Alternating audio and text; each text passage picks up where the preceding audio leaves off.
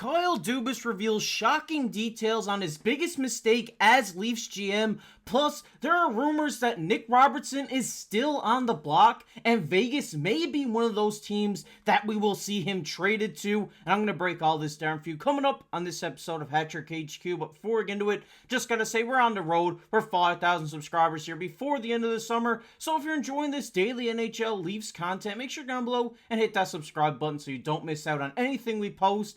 But with that said, let's jump right into the first topic of the video today, which is Robertson to Vegas. And yes, Nick Robertson's name has been tossed around all over these past couple of weeks. One day we're hearing potentially he's staying. One day we're hearing more trade rumors come out from reporters. And nobody really knows what the future beholds for Nick Robertson. But we did get a report today from the Hockey News where they went on to say here that landing Robertson would give Vegas a boost in their middle six group of forwards. The Leafs will be satisfied with one of the Golden Knights second rounders. They have all 3 second round picks in the next 3 drafts, and Robertson will be much closer to home than he is in Toronto. They also go on to say here that the Leafs might settle for a decent prospect instead of a pick, but whatever the case may be, Vegas would be adding a potential 20 to 25 goal scorer without taking anything off the NHL roster, and Toronto would dispose of an unhappy camper and open up a roster spot for a youngster such as Easton Cowan or Fraser Minton. It's a win-win for both teams, and that's the kind of deal that often gets made in the hockey's best league. He also goes on to say here that a trade to Vegas does make sense as Golden Knights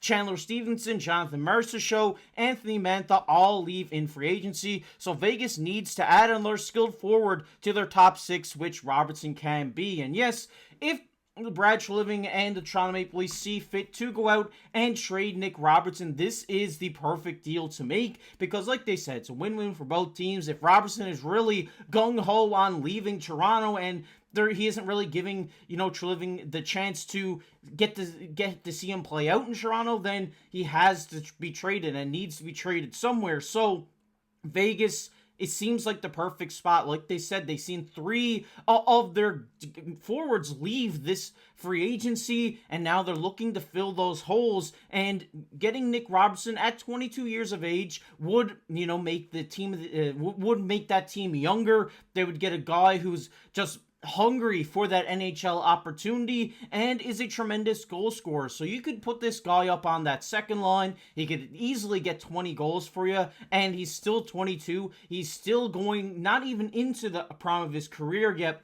So you have this guy for the future then. You can lock him up, and then you have him on your roster for the future. And I really do like this trade. I would like to see some more value than just a second-round pick because you did draft him, I believe, in the second round. So you wouldn't just want to get a second round back for Nick Robertson because clearly he's better than a second round draft selection. So I like them saying here getting a prospect back in return. One of their top-tier prospects makes sense. A guy who's maybe not quite ready for the NHL right now, but could be in the juniors or in the Marley system and just develop throughout time. I think that would be the perfect situation for Brad Treliving and the Toronto Maple Leafs, but not just getting a pick back, but getting a prospect back for Nick Robertson. And yes, it would help out Vegas to bring him in, but I think it would hurt Toronto more to lose Nick Robertson and bring in a fresh prospect than to just keep him. I think keeping Nick Robertson around is the best option, even though he may not be happy right now. But when the season comes around and Brad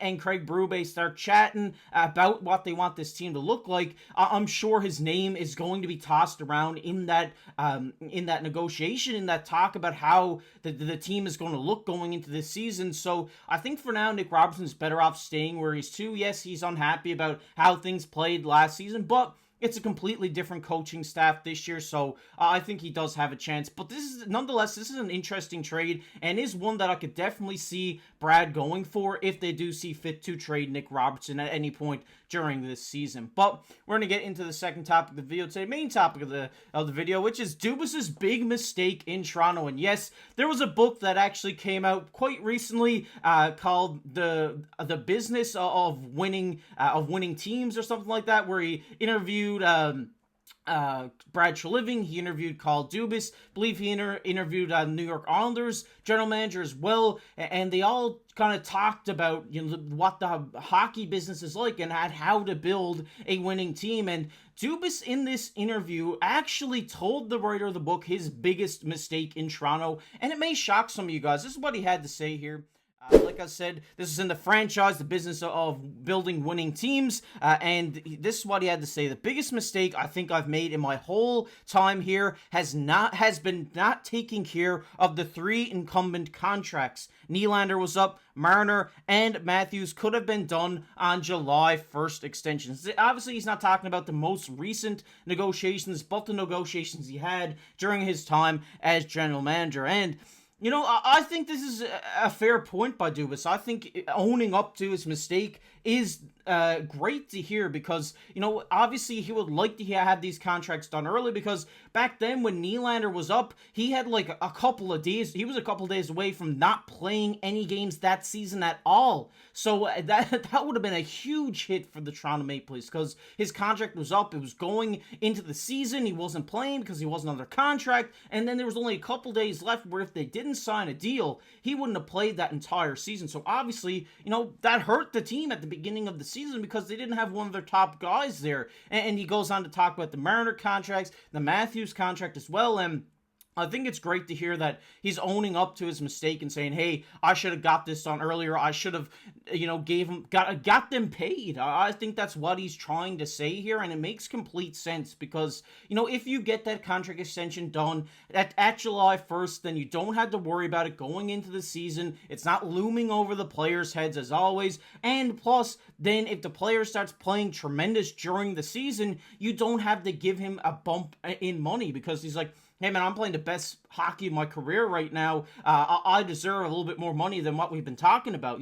That's what's happening during these contract negotiations during the season. So getting them done on July 1st is definitely the best option. And it's great to hear that Carl Dubas owned up to this and just knows what his mistake was and can learn from that going into the future during his time with the Penguins. But I know a lot of you guys in the comment section have your own biggest mistakes by Carl Dubas, and I'd love to hear them down below. But he also went on to say in this interview where he talked about the John Tavares contract. He said the 38-year-old says in the book, according to Hornby, that he spoke to the 3 of Matthews, Marner, and Nylander about the possibility of signing Tavares and what it could mean for the organization's future. He said, the thing I learned was once we signed John to the AAV, it lifted the lid on the entire ceiling. And that is 100% true because they signed John Tavares to what? Was it like $11 million contract or something like that? So obviously, other players like this looked up and said, hey, John's getting,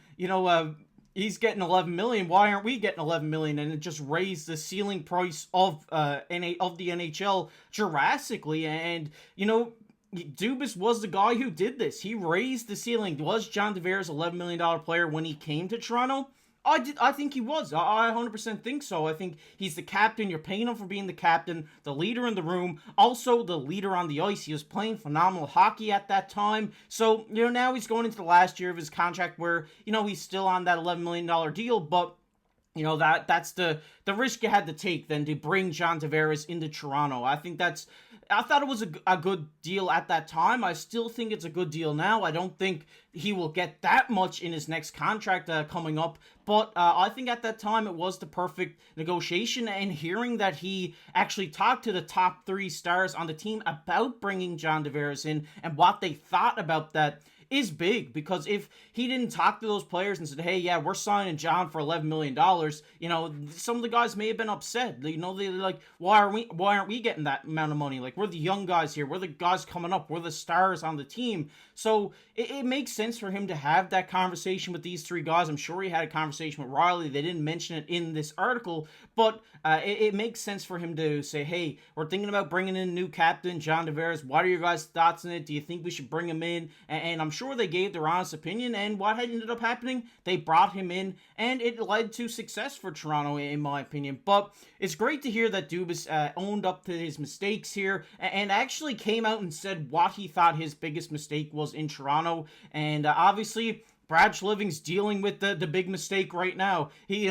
Dubas kind of left it to him, and he's been doing a great job handling this. And now we're going to see him going into contract negotiations with Marner and Tavares, and we're going to have to see what comes of that as well. But like I said, I want to hear your guys' thoughts down below on what do you think about Dubas saying his big mistake was. What do you think his biggest mistake was as GM? Love to read those comments down below. We're going to get into everybody's favorite topic here, which is comment of the day. And the comment of the day today goes to Fresh Air. He says, love the wrestling hats. And yes, I don't have one on today. Did my hair for this video today, but shout out to you, Fresh Air. I love seeing your comment down there and showing your support here on the channel. And yeah, I'm a big wrestling fan. I'm going to give a shameless plug out here.